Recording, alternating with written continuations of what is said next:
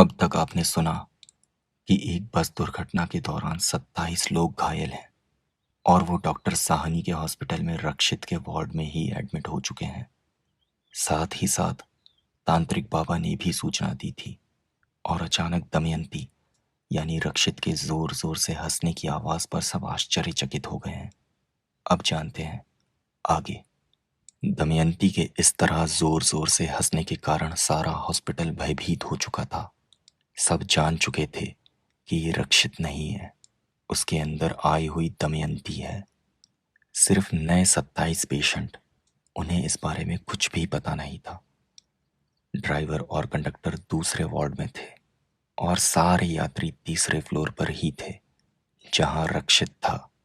जब धीरे धीरे हॉस्पिटल को लोगों ने देखा तो उन सभी को याद आ रहा था वो 25 लोग यहाँ पहले भी भर्ती हो चुके थे और सारे के सारे एक दूसरे से अजनबी होते हुए भी आज दूसरी बार दोबारा मिल रहे थे।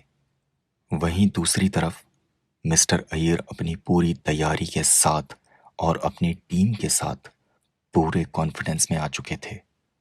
साथ ही साथ उन्होंने महाकाल के भक्त उसी तांत्रिक बाबा को लाया जिन्होंने उस बस को रोकने की कोशिश की थी।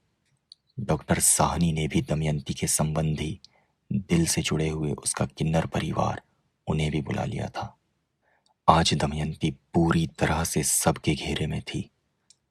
चाहती तो वह रक्षित को छोड़कर जा सकती थी, परंतु उसने ऐसा नहीं किया।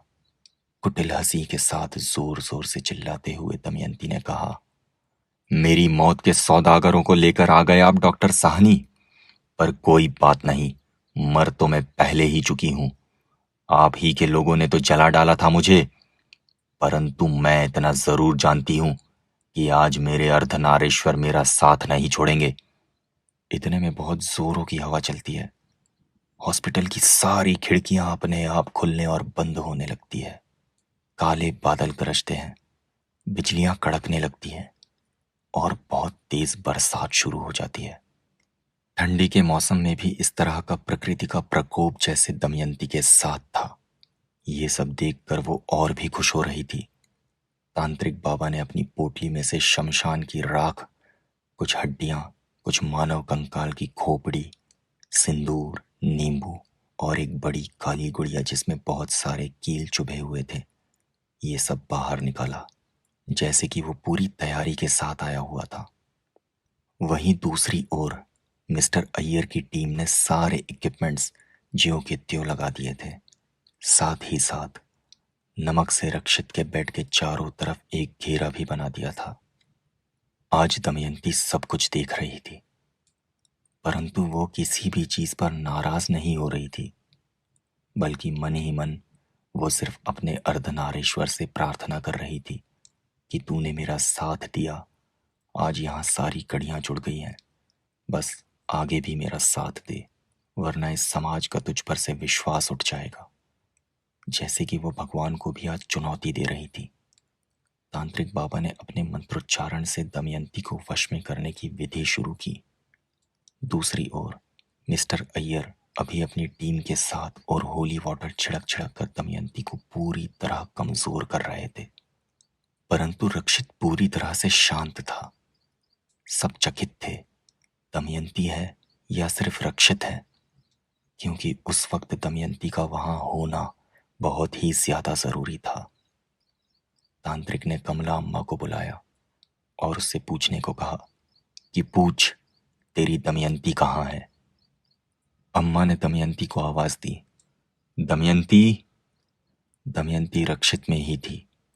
वो रोने लगी और कहने लगी, अम्मा, तू भी इनके साथ मिल गई। तुझे अपनी दमयंती पर बिल्कुल भी भरोसा नहीं किया। मैंने कभी कुछ गलत नहीं किया था। मैं तो हमेशा तेरे बताए हुए रास्ते पर ही चली हूं। दुनिया ने हमें तकलीफ दी होगी, पर हमारा काम है सबको आशीर्वाद देना। मैंने वही किया था ना अम्मा। फिर मेरे साथ इतना बुरा क्यों हुआ? इतना ज्यादा बुरा कि आप सोच भी नहीं सकती। इतने में ही अचानक हॉस्पिटल की सारी लाइट चली जाती है। कहीं कुछ भी दिखाई नहीं देता। हर तरफ अंधेरा ही अंधेरा होता है। यहाँ तक कि सारे टॉर्च भी मिल नहीं रहे होते। अचानक से हड़बड़ी मच जाती है। तीसरे फ्लोर का दरवाज़ा पूरी तरह से बंद हो जाता है। वहाँ से कोई बाहर भी नहीं जा सकता था। सारे पेशेंट्स डर चुके थे। उनमें हड़बड़ी मच रही थी। उसी वक्त तांत्रिक बाबा ने पूछा, बोल बच्चा, किस बात का बदला लेना चाहती है तू, और किससे लेना चाहती है बदला? मेरे महाकाल ने तुझे इजाजत दी है कि तू अपनी आप बीती सभी को बताए। तेरा दर्द क्या है, सब जानना चाहते हैं। तेरा कसूरवार कौन है, बता मुझे। दमयंती बोली, इस चपड़गंजू ने तो मेरा पूरा इतिहास जान ही लिया है। बहुत ज्यादा भागदौड़ कर ली इसने मुझे समझने के लिए, पर उस रात क्या हुआ था ये किसी को भी नहीं पता। इसी तरह बारिश हो रही थी, मूसलाधार बारिश। मैं तो इस हॉस्पिटल में काम करती थी, नर्स थी, सभी की सेवा करती थी। डॉक्टर बाबू ने मुझे पहली मंजिल पर गर्भवती स्त्रियों की सेवा करने के लिए रखा था। उनके जन्मे नवजात बच्चों को मैं बहुत ही प्यार से नहलाती थी और उनके पास तक पहुंचा देती थी। बहुत ज्यादा खुश थी मैं अपने काम से। हाँ, बहुत सारी दुआएं दी थी मैंने डॉक्टर बाबू को, ऐसा दमयंती ताली ठोकते हुए कहती है। पर उस रात तीसरे मंजिले पर राघव काम करता था। उसके घर में पूरी तरह से पानी भर चुका था, इसलिए वो छुट्टी लेकर चला गया था। अब दूसरा वार्ड बॉय कोई भी नहीं था पूरे अस्पताल में, और कोई औरत किसी मंजिल पर काम करना नहीं चाहती थी, क्योंकि यहाँ सभी पुरुष ही थे। सबने मुझ पर जोर दिया और कहा कि दमयंती, तू चली जा। मैंने सोचा स्त्री हो या पुरुष, मुझे ही सेवा करनी है। भले मन से आ गई ऊपर। आज आप इस बोर्ड में जो 25 लोग देख रहे हैं ना, 4 साल पहले भी यही लोग थे, इसी बेड पर। पूछिए इनसे, याद आया कि नहीं कुछ? सारे के सारे पेशेंट उठकर बैठ चुके थे, डर गए थे। उसमें से एक ने कहा, अरे ये तो उस हिजड़े जैसी आवाज है। सही पहचाना तूने, मैं दमयंती, वही हिजड़ा जिसे तुम लोगों ने उस दिन मजाक बना दिया था। सिसकते हुए दमयंती बताती है, अम्मा, आप जानते हो, इन लोगों ने मुझे उस रात नचवाया, मेरे साथ छेड़खानी की, मुझे गंदी गंदी गालियां देकर बुलाया। ना चाहकर भी मैं चुपचाप सब करती गई। अचानक बत्ती चली गई और उसी वक्त किसी ने मेरा हाथ पकड़ा और मुझे ढकेल दिया। फिर मेरे शरीर के सारे कपड़े एक एक करके फेंक रहे थे। न जाने कितने हाथ थे, रूह तक कांप गई थी मेरी।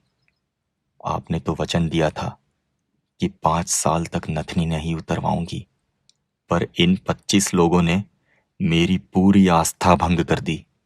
मेरी शरीर की बोटी बोटी करके नोच डाला। 25 लोगों ने कम से कम 50 बार मुझ पर जुल्म ढाए। सारी रात तड़पती रही, मैं चिल्लाती रही। पूरे हॉस्पिटल से कोई नहीं आया, किसी को मेरी आवाज नहीं आई। एक हिजड़े का बलात्कार किया था इन 25 लोगों ने, फिर भी मैंने इन्हें माफ कर दिया। पर ना जाने अचानक इनमें से सबसे छोटा बच्चा, जो केवल 17 साल का था, वो बोला, इसे जिंदा रखेंगे तो हमें जेल जाना पड़ेगा, इसलिए इसे मार डालते हैं। और इन बाकी के 24 लोगों ने उसकी सुनी। अरे हाँ, जात की हिजड़ा थी, ये सब तो होना ही था एक दिन। माफ तो कर ही दिया था, पर फिर भी इन सब ने मिलकर मेरा गला दबाया, मेरे मुंह में कपड़ा भर दिया, मेरी आंखों में इंजेक्शन की सुइयां चुभो दी, मेरी नाक में दवाई की बोतल उंडेल दी। बहुत तड़पाया था। कितनी देर तक लड़ पाती अपनी मौत से? आखिर मौत जीत गई। उसके बाद इन लोगों ने मुझे उठाकर खिड़की से नीचे फेंक दिया, और ये सारा कुकर्म इन्होंने इसी बेड नंबर 26 पर किया। इसीलिए इसीलिए आज भी मैं बेड नंबर 26 के पेशेंट को नहीं छोड़ती, और ना ही आज इस पूरे वार्ड को छोड़ूंगी। अम्मा, बस तेरे लिए एक काम सौंप के जा रही हूँ। डॉक्टर बाबू ने बिना किसी जांच पड़ताल के मेरे शरीर को जला देने की अनुमति दे दी, तो उनसे मेरी अस्थियां लेकर हमारे अपने तरीके से दफना देना, और बहुआरा माँ से विनती करना कि अब किसी भी जन्म में मुझे किन्नर का रूप ना देना। करेगी ना अम्मा? इसी बीच दमयंती जोर जोर से चीखती है, अर्धनारेश्वर, मदद कर। जोरों की हवा चलने लगती है। मिस्टर अय्यर के सारे इक्विपमेंट्स एक बार फिर टूट जाते हैं। तांत्रिक बाबा की सारी चीजें हवाओं में उड़ने लगती हैं। फिर भी दमयंती अपने घर से बाहर नहीं आ पाती। वो फिर से चिल्लाती है, तेरी बच्ची के साथ इंसाफ कर अर्धनारेश्वर। इतने में हवा का झोंका नमक के घेरे को तोड़ देता है। पूरे वार्ड में अंधेरा छा जाता है। अचानक से सारे पेशेंट्स की खलबली मच जाती है। सब चिल्लाने लगते हैं। सब चिल्लाते हैं, आग आग, परंतु किसी अन्य को वहां कुछ भी दिखाई नहीं देता। एक एक पेशेंट सभी के सामने से जाता है, पर कोई कुछ नहीं कर पा रहा। और 25 के 25 लोग बेड नंबर 26 के बगल वाली खिड़की से कूद कर अपनी जान दे देते हैं। दमयंती जोर जोर से हंसती है और कहती है, डॉक्टर बाबू, जाते जाते एक किन्नर आपको आशीर्वाद दे रही है। आपका यह हॉस्पिटल बहुत फलेगा फूलेगा। आप बहुत नाम कमाएंगे। इसी तरह हमारे समाज के लिए मदद करते रहना। जाने से पहले एक ठंडी हवा का झोंका हर किन्नर महसूस करता है, जैसे कि दमयंती उन्हें गले लगाकर अंतिम विदाई दे रही है। अचानक से सारी लाइटें जल उठती है। रक्षित हवा में तैर रहा होता है। उसने हाथ जोड़े हुए हैं और कहता है, अब मैं किसी को कोई चोट नहीं पहुंचाऊंगी। जा रही हूं अपने अर्धनारीश्वर के पास। आ गए हैं वो मुझे लेने। सभी खुश रहना, बुरे कर्म मत करना। हाय हाय, वरना किसी को नहीं छोड़ूंगी। वापस आना हुआ तो फिर से आऊंगी। और हवा में उड़ता हुआ रक्षित का शरीर बेड पर आकर गिर जाता है। उसे कोई चोट नहीं लगती, बल्कि वह पूरी तरह से ठीक हो गया है। दमयंती का बदला पूरा हो गया था, पर हॉस्पिटल के नीचे 25 लोगों की लाशें पड़ी हुई थी।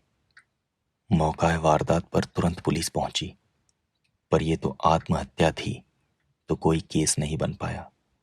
हाँ, सब इतना सोचने पर मजबूर तो जरूर हो गए, 25 लोगों ने एक साथ आत्महत्या कैसे की और क्यों की? कमला अम्मा, मिस्टर अय्यर, डॉक्टर साहनी, तांत्रिक बाबा और उनके साथ आए हुए 25 किन्नर, ये सब जानते थे कि वहां क्या हुआ है, परंतु किसी ने अपना मुंह नहीं खोला। बल्कि सब खुश थे कि दमयंती की आत्मा को अब शांति मिलेगी। दूसरे दिन डॉक्टर साहनी ने कमला माँ को दमयंती की अस्थियां सौंप दी और उसका विधिवत अंतिम संस्कार करने की इच्छा जाहिर की, ताकि दमयंती का वचन पूरा हो सके। डॉक्टर साहनी ने अपने हॉस्पिटल के एंट्रेंस पर दमयंती का पुतला बनवाया, जो सभी के लिए एक प्रेरणा थी। दमयंती का बदला पूरा हो गया। आशा करता हूं आपको कहानी पसंद आई होगी। अगर आपको यह कहानी पसंद आई हो तो इस वीडियो को लाइक ज़रूर करें और शेयर ज़रूर करें। साथ ही साथ इस चैनल को सब्सक्राइब करना ना भूलें, ताकि मैं आगे चलकर ऐसी ही कहानियाँ आप तक पहुँचा सकूँ। धन्यवाद।